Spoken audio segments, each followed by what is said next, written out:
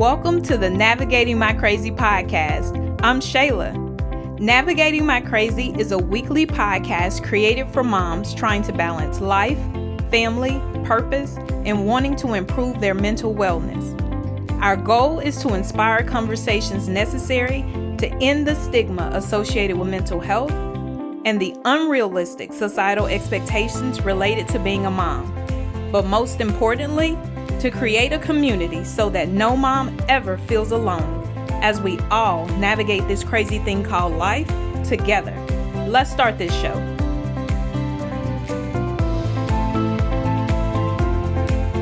All right, welcome to another episode of the Navigating My Crazy podcast. Today we are joined by Ms. Travillion-Shoulders. Ashley has been married for 10 years to her husband, Toby, and she is the mother of 3 daughters, Corinthian, who's 14, Ashlyn, who's 10, and Macy, who's 3. Ashley has worked the bulk of her career in the social services field, and she received her bachelor's and master's degree in criminal justice from the infamous Grambling State University here in Louisiana. But later she found out that she wanted to use her education to help others, so she began her work in the humans field, where she now focuses on case management and mental health for at least the last 5 years. Ashley is also an entrepreneur, and she owns a company, So and So. Ashley loves to help and encourage other women and girls, and she says, and I quote, "I am seriously about women empowerment and positivity." And she has done such a great job at inspiring her own daughters who have started their own business, Sugar and Grits, where they make gorgeous, fun apparel for girls. So thank you, Ashley, for joining us. Hello. All right. So we were recently having a discussion about the state of the foster care system in Louisiana and adoptions, which is actually a subject that's pretty near and dear to Ashley's heart because she herself was adopted and she actually recently found her biological family. So we're just going to kind of talk about that process for her. But before we do, let's take a quick break to introduce the sponsor for our show. This episode of the Navigating My Crazy podcast is brought to you by Lagniappe Specialty Spices. Moms, just imagine not having to buy a boatload of seasonings and spices just to get the right flavors for every meal. Well, Lagniappe Specialty Spices has a collection of 5 signature seasonings that are handmade, low in sodium, gluten-free, and contain no MSG. Cajun spice, garlic and crumbling herb, blackening blend, and my favorite, Bayou barbecue rub. Make sure you check out Antonio's beautiful array of flavorful dishes and place your order for his signature seasonings, Instagram.com/Antonio's Kitchen. ANTONIOSKITCHEN. Now, let's get back to the show. So, Ashley, how old were you when you were adopted? I was adopted at 9 days old. So when did you actually find out that you were adopted? I didn't find out I was adopted until 10 years old. And how did you find out? Did your parents tell you? No, I was actually at my grandmother's house, and one of my cousins asked me, had I ever met my real parents? So that was kind of a shocker to me because I didn't know what he was talking about. So he kind of said, have you ever met your real parents before? And I was like, what are you talking about? I know my real parents. And he was like, no, you were adopted. And I was like, no, I wasn't. At the time, my mom was at work, and I asked my grandmother, I was like, grandmother, such and such said I was adopted. And she just kind of turned like white because back then it was taboo. People wouldn't really say, oh, this child was adopted or this. They just kind of adopted the baby and nobody ever mentioned it. So that's how I found out. And it was devastating.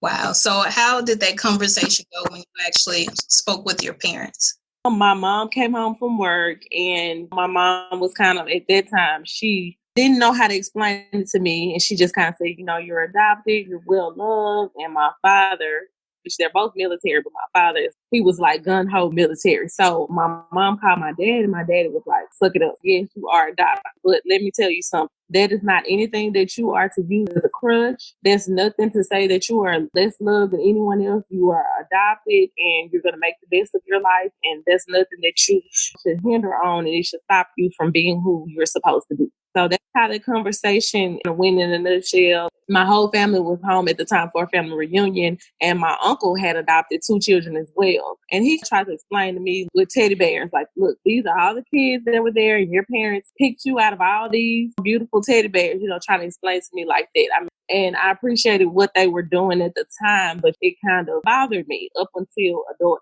age. Actually, that was my next question. How does 10-year-old process that information? I did not process it well because from then on out, I wanted to know. And it's ironic, the same day that he told me that, I would always look at my mom's things in her room, play with her dresses and everything. And I was looking through her things, and I actually found the paperwork that same day. And it had like baby Travillion, it had my last name, which they do that at the hospital. But I started to read, like, it had just facts about my birth parents, how old they were and things they like to do. But I still couldn't process it. For me, it was hard. From then on out, I was kind of, everywhere I went, I would be looking like, is that my mom? Is that my dad? It's weird, and it's like an out-of-body experience. You're kind of living in this family world, and it's not your real family. So once you find out, it's kind of like you're not innocent anymore. From then on out, my parents' conversations with me were different. They were real. So then they didn't lie about the Easter bunny or anything, because my thing was, well, y'all lied to me. Almost like a betrayal. And it took me up until like probably when I found my actual birth parents to get over the betrayal. I felt like it was something that lied to me about, and it wasn't natural or organic. I didn't feel like it was something that should be done to a child. And so looking back through an adult lens, if the tables were turned and you were to adopt, do you think you would have done it the way that your parents did it? Or do you feel like hindsight, knowing the position you felt, that you have done it differently? I would totally do it different. I would want to do it where their parent is also involved, that they get to visit their parent if that's something that's wanted. We would take pictures of you were adopted at this age. This is something that we would constantly talk about. And not just say that, oh, you're not my kid, but for that child to know that you were loved, but you do have other family out there. You do have biological mother and father. And this is something that everyone is doing now, as far as when they're fostering and then they adopt. They make scrapbooks. This is your parents. This is what they look like. And this is a process that you want that child to understand, that they're adopted, but you are loved, because you kind of grow up feeling like, oh, well, these people just gave me away, because your parents can't really explain to you, because of the process, how adoption was. And this is why the states are changing everything. The process that they were doing is kind of like, it's a secret. And you have people who never found out until their parents died. So I would totally do it different, so that my child would not feel like, this is something I didn't discuss with them and I kept them in the dark about, because everyone needs to know. I feel like the child needs to know up front. So just from a different perspective, because I know you work in the foster care system, there are instances, I believe, where birth parents don't want their identity revealed. So how would you process telling the child in those cases? Even if it's a closed adoption, that child, you still explain to them. There may be an instance that you need to wait until they're a little older to understand the rejection. But I would go ahead and tell them they're adopted, and then if they ask about what's going on, I would explain that to them. Okay, that's a great perspective. So when did you actually actively start looking for your birth parents? Last year, and it was a blessing. And I will say, every day, me and my birth mother, my whole family says it's a miracle. I was rebellious with this up until last year. I just really didn't want to do it, because finding out at 10 and then growing up, you have that whole fear of rejection. That's in the back of your mind. What if they don't want to meet you? What if they don't want to see you? How is it going to be? So last year, for my birthday, usually birthdays are not good for me. I get all depressed. Birthday and Mother's Day, it's just something about those that I just can't deal with it. So last year for my birthday, I actually ordered a DNA Ancestry. It got here after I came home from a trip for my birthday, and my 10-year-old daughter was helping me. She just was like, okay, Mama, now you have to do this, reading the instructions. And I took the DNA test, I sent it off, and me and my husband kind of read the reviews. They didn't believe it was accurate. So here in my mind again, I'm thinking negative, like, oh, I'm not going to find these people. But that's the way that I wanted to do it, because Louisiana now changed the law. When I turned 21, my parents paid for me to be able to meet her. However, Louisiana laws changed because, like you say, some parents didn't want to meet their kids. So what they did was now you have to go on a registry and you pay for the registry, you go through counseling. And what you do is if they'll have through, like, it's almost like if they don't give you the person's, it's not their full information, but it'll be things that link you to say that, oh, this may be my child by birthday, race, and different things like that. And so I would have had to done that and probably DNA test a few people. And then she was on the registry. That was my biggest fear. And my mom, she's a very praying woman. My adopted mom, she was like, she's on the registry. I know this is going to work out. And then I kind of told her, like, later on, I said, Ma, I did an ancestry test. And she cried and she was like, oh, I'm so happy that you're finally going to take the steps. Because before my father passed, he was like, this is something that you need to complete. Your life won't be complete. You won't be complete until you find out who they are. So I took the test and everything happened so fast. So like 2 weeks later, it was like, you have family. I have 200 and something cousins. So I messaged this lady and a guy who were my second cousins and gave them background information from where I was adopted. You know, do you have any information? And both of them were, no, I'm not sure. I'm on here doing the same thing. You'd be surprised. People were on there doing the same thing, trying to find out where they came from. So 2 weeks later, I got an email from Ancestry. It was like, you have a parent-child match. So how Ancestry works is it's the closest DNA. So say, for instance, if it was not accidental, if it wasn't my mother, or if it was one of her kids, there would be a match. So it's the closest kin, basically. So I went on there and it was, you have a parent-child match, but I knew it couldn't be my child.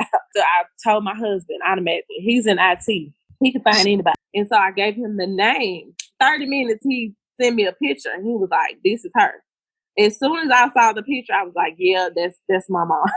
And he gave me the Facebook profile. So I inboxed her. She inboxed me back like maybe 45 minutes later. And we were talking and I gave her my date of birth and everything. I was like, I'm trying to find my birth parents. It says, and I sent her the screenshot. It says that you're a parent-child match. She was actually thinking maybe I was a sibling. And I told her my date of birth and she started crying. Like, she was like, you're my daughter. Wow. Oh, that's kind of how we in that same day we met at the mall. Like, she was like, I want to meet you. And I was like, yeah, I want to meet you too. So I left work and I got myself together and my nerves and I met her at the mall and we sat in the food court and talked for like 2 hours. And the next day I went to her house and met her parents. So everything went really fast. Wow. So she had completed the Ancestry profile also? She was doing for parents, like for her mother and father. I think they were doing something to family, but she registered on Ancestry as well.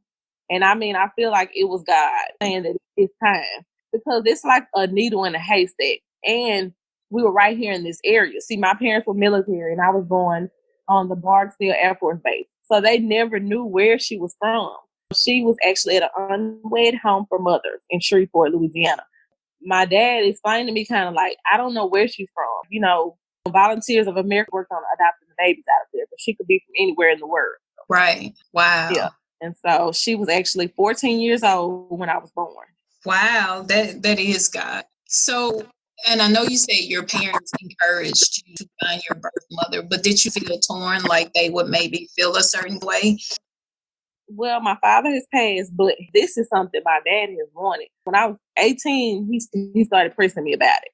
And he's like, this is something you really need to do, to know. And so I know, and my mom always said it too, but she kind of had mixed feelings after I found her. She kind of didn't want that rejection to happen again, and she didn't know how I would react. So that's when I immediately got a counselor, and I started to seek therapy to process my feelings. And my therapist helped me with a lot of things, even the good and bad things. Gonna be good and bad days, and she was like, "It's probably gonna be more bad days than good days." I watched my mother, my adoptive mother, because she's older. I wanted to be respectful of her because being from the area, I feel like it would have been different if she wasn't living here because everybody knew her and everybody knew me. So it was like everybody trying to tell our story. I wanted to protect my mom. I don't want her to be caught up in all the gossip. That was the main thing. Right. Wow. That's so encouraging. I'm glad you brought up the fact that you actually sought counseling through this process because, of course, that's important as far as processing your feelings. So what are some good keys that you got from the counselor? First off, she told me to be realistic, and she wanted me to go into this not having any type of expectations from my birth parents because you don't ever want to have expectations because that's how you get let down. Right. So she definitely told me to this, like, it's going to be everything, rainbows and unicorns. It's going to be, because these are two new people. It's just like getting two new friends at my age, figure out what they like, what they don't like, same as me. Then she wanted me to write down the pros and cons of me doing this. What are your, she wanted to know my feelings and how I was feeling. And she definitely wanted me to stay encouraged through the process and not go into a dark space. If something doesn't work out and if you don't feel like it's working out, she was saying it's not your fault. Don't feel like anything is your fault. And she definitely encouraged that we do a group session, like me and both of my mothers, or just me and my mom. So that's something that we haven't done yet, but she definitely thought that it was important for us to get those feelings out of there. And she wanted me to kind of be blunt and honest with her when I met her. Tell her everything that you felt and everything that you feel about her. Get that off your chest. That way it doesn't have to come back up again.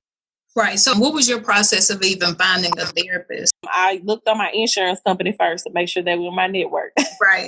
And I felt like it was important for me, just in case my husband needs to go with me. They don't mind you pulling in family members in the session. The reviews on them is very important that you ask other people too. Who's a good counselor? Who's a good family therapist? Because everybody that's a counselor is not good for what you're going through. Right. So you need one who's dealt with family issues. And this is a big family issue. So how did just the emotions that you were going through, how does this affect your house? Like, how do you explain to your daughters now that they have another grandmother and about your adoption and even the conversation with your husband? It's hard because with kids, they're like, oh, that's weird. And it's hard to explain to everybody. You'd be surprised. It wasn't the kids. It's more so adults who want to know what's going on. But the kids are forgiving and they are very accepting to things. They have a pure heart. So I explained to them, that Nana is still their Nana, but this is someone new who's coming into our lives. And everybody was like, oh, you should wait. And I'm not the type of person. I'm very blunt. I'm very forthcoming. No, we're going to get this over with. And it was kind of like them just coming into our life and transitioning. It wasn't really a big deal with the kids. And I explained to them that I was adopted. Now, my youngest two, they don't understand really. It's like, okay, I don't think they really understand the adoption process. So for them, it was just like, okay. But I do tell my 14-year-old daughter, if she was your age, this is what happens. And then she kind of could relate to it. She's like, wow. She was my age. I was like, yeah, she was your age. Right. So, you know how you have that thing where you always wonder, like, I wonder where I get this from. Was there like something that you immediately was like, oh, okay, I get it? We are definitely both high strung. We have high strung personalities. So meeting her, I was kind of like, okay, this is why I'm kind of so up here all the time. So it was kind of like, okay, I get it. I definitely feel like I look like her. I was like, wow. The looks, and I'm a lot like her mother. Her mother is really a homebody. She'll sit at home, and so I kind of met my grandmother, and I was like, oh yeah. So it fell into place. Now, what gets strange for me is being around their other family. Like when it's a gathering or a Christmas or something, that was kind of something I have to get used to. I'm not a big crowd person. Like I don't like big crowds. So that's the only thing. And they have big family. Yeah, I definitely feel like, oh yeah, I get a lot of my personality from her. Okay, that's cool. So what advice would you give to another child that you're thinking about? What advice would you give them about, stepping out and going ahead and doing it, looking for their birth parent? And then, kind of both sides of the coins, the cons and the pros. Right. I would definitely tell them to do it when they're ready. Don't do it on anybody else's time but yours. Because had I met her at 18 or 21, I wouldn't have been ready to accept the situation because I was angry. So if you are feeling angry or you have emotions or you're feeling rejected, seek out counseling first. Talk to someone, and then when you're ready to find them, most definitely do it. It's a beautiful experience in itself. It's really magical. It's something that you feel like could have never happened because you wait your whole life for it. So I know definitely how you're feeling, and just be encouraged through the process. Talk to others. And I think it's some groups on Facebook as well, like groups for adopted kids. And I don't know, sometimes it's better like talking to people that you don't know about it, because people around you are like, oh, you got family, don't worry about that. But that's not true. You know, you also want to know that other spectrum. So talk to people that you don't know about it. Do it on your own time, but most definitely do that, you know, before somebody passes away. I saw a story on Facebook where an 80-year-old woman met her birth mother. That was amazing. Like, her kids helped her to do that. Like, I really thought that's one of those magical moments. So you want to have that moment and feel like, wow, God has really, you know, you feel him and you see him. Like, if you don't know God before then, you will be like, okay, this is real. I feel like everyone should do it. Like, it's a moment that they should experience if they are adopted, you know. And even the parents, don't be prideful or feel like this child doesn't want to be around me, because you have to think of it too. The birth parents feel the same way. Mm-hmm. Why are they need me? Where are they? You know, what are they doing? So it's very important that, you know, everybody put your pride to the side and go after that. It's important. And as far as relationships are concerned, because I know you said when you were speaking to a counselor, and sometimes we find ourselves looking for something in other people. So was there a process of understanding what the relationship was going to be between you guys before you actually met her, or has it kind of progressed on its own? That's a good question. Because by my counselor telling me don't go into this, my counselor was kind of like, well, don't go into this expecting a mother-daughter relationship. Think of it as like a friend. Think of this as someone that you're getting to know. So on that part, and I have a real bad problem with trusting people. So I have to let my guard down. And there are times where I get frustrated, but I have to think of this like, this is a process. It's not going to happen today. So it's progression. It's us working on our relationship every day. It's a day-to-day process. It's very overwhelming at times because of you have so much output from everybody wants to be a part of it. Everybody wants to give you, well, this is what you should do, but you can't really tell me how to heal from something that you've never been through. If you have never been through this situation, you can't tell me how to handle it, because it's a lot. It gets overwhelming. I want to quit. I want to start. So with the relationship part, it's every day. It's day to day. It's something that I have to work on. And me and her work on it every day. Like us, I guess the relationship that we'll have. By blood, we are mother-daughter. That's something, we're mother-daughter biologically, but it's just been 30-something years. Right. So it's a process. Right. That's encouraging. A lot of times we find ourselves in a career or finding our purpose by the things that we miss. So, of course, you know, being that you are in a field with, you know, working with kids, working with fosters, working with adoptees, it just makes perfect sense why you are where you are, and why you chose that career path. But did you ever look at it like that, the reason why you chose the field that you were in? I don't know. Now, and actually, so I just started this job in December. But before then, I've been doing, you know, working with kids, but I've never looked at it like that. But when I started this job, my husband actually told someone, oh, she's doing child protective service now. And she told him, I think that's good for her. I think that's a therapy, that's a healing. And it is. Day to day, I look at these kids and see what's going on. And I say, man, that could have been me. Mm-hmm. So it's like, I'm like, okay, I'm really blessed. I didn't go through that system. I didn't have to go through abuse. I didn't have to go through false different houses. You know, I was blessed. So that makes me even more so like, hey, suck it up. You can deal with this. Look what these kids go through. Right. You as an adult, you know, you can deal with what you went through.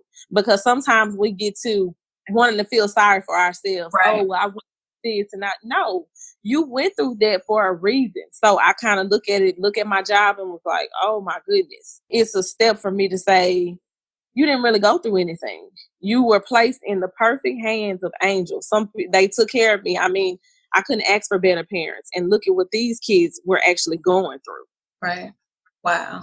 Actually, when we were talking a couple of weeks ago about the system, and it was this staggering number that you shared about kids that were in the foster care system. And I can't remember the exact number. So I look, and I was trying to make sure I had the right number, but I mean, it's up in the thousands that are in our system that need home. They need foster. We need fostering. We need people to foster. And also, they have kids that if you want to adopt children, they are out there. Because I know a lot of people suffer from infertility. They can't have children. And I would tell them, adopt you a child. It's nothing wrong with this. Or try fostering. I see that and I say that's a strong person to do that. To take in somebody else's child. And my mother didn't get paid for it. Right. She adopted me, so that I was her kid. That was it. Mm-hmm. And so to take in someone else's child and to taking their flaws and you to deal with their family drama, because that's what a foster parent does. Your job is the main goal is reunification. And that means that child going home with their parent. Even if you know that that's not going to happen, but your goal is to be selfless and think, okay, one day this child could go home. So it takes a very strong person to do that. Even if you foster, I had this lady I met the other day at court. She had been fostering 20 something years that she had kids in and out of her house. And she had her own kids too. So, I mean, that's amazing. My grandmother did it. And I think that's why it was so fitting for my mom to do it, because my grandmother, she lived in the Booker T community and she fostered kids. Like she took kids in. They would always say, Miss Felton takes in kids from everywhere. Mm-hmm. And she would, anybody who needed a home or, babies, they would drop them off and give them to my grandmother. So it's a large number, and these children, they need people.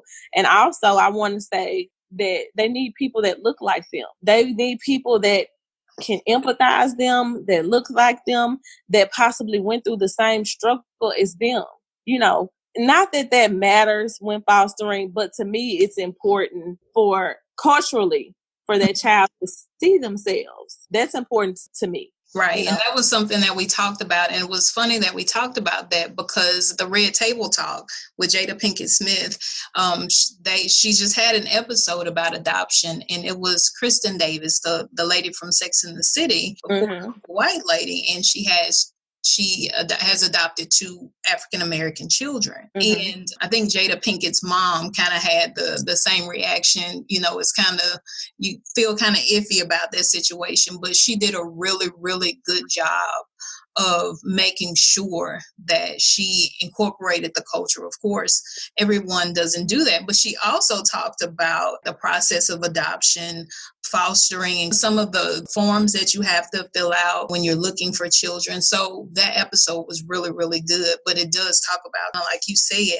culturally making sure that even if an African-American child or whatever race the child may be, that if you're adopting a child, to make sure that you include the culture, or like you were saying, include their background. If you can, get their background and share that information with them so that they can feel whole throughout the process. So, sometimes we don't think about, you think about your own circle and kind of what you have going, but just thinking about the broader group of children that need homes and that need parents and what we can do to help.